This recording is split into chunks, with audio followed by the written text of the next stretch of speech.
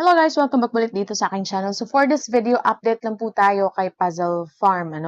So if ever po natapos or naubos niyo na po yung allowable 10 pesos at 50 pesos na pwede po nating ma-payout. Of course, dito na lang, no? Yan na lang yung pwede nating ma-payout, 500 na lang. Again, if wala naubos na yung limit niyo sa 10 at 50, ang mangyayari po ay ganito.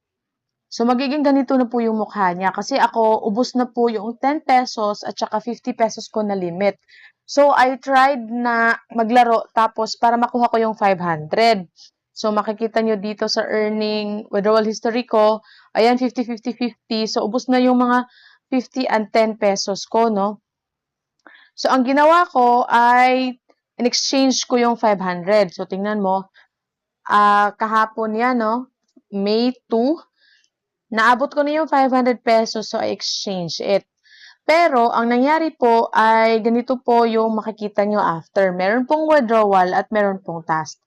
Kailangan nyo po munang maabot itong meter na to. So, for example, ito, if nakakuha kayo ng 1%, of course, napaka-easy lang po niyan. Makakakuha tayo ng 8 pesos. So, hindi po natin makukuha agad-agad yung 500. Tapos dito, if makaabot po kayo ng 80 stars, so for now, 70 stars pa lang ako. Pag maabot mo yung 80 stars, makakakuha ka ng 40 pesos. Pag naabot mo yung 100 stars, makukuha mo is 800 pesos kasi meron po siyang additional na 1.6%. I think 16 something percent. So, may mga percent po siya na add para makuha. Pero, saan mo makuha itong star? Dito po yan sa task. Ito, mag-iiba na yung mukha ng withdrawal, task.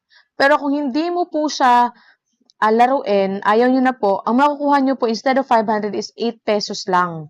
Ay, 8 pesos lang siya. So, dito sa task, initiate withdrawal, makakuha po kayo ng parang ito.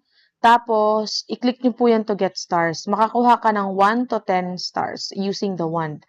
Tapos ito, na-clear ko na rin po siya, pero kahapon pa po yan. Hindi po siya na-refresh, So, pag natapos nyo itong dalawa, the other way or the only way para makaabot kayo sa 80, kahit 80 man lang, ay mag-invite po ng friends. Tapos usually, kahapon, nag-invite ako ng isang friend, yung phone ng kasama ko dito sa bahay. Ang ibinigay lang po niya is 1 star lang. So, napaka-konti lang po.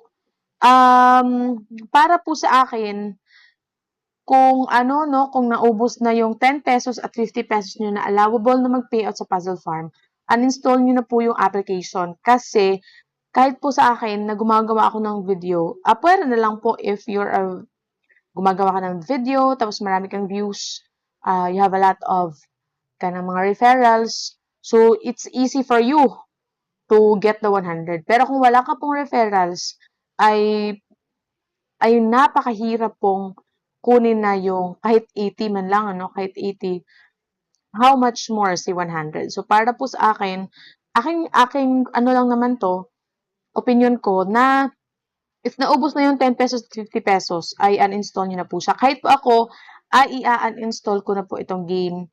Kasi, ang way na lang po para makapag-withdraw tayo is really inviting na lang po our friends.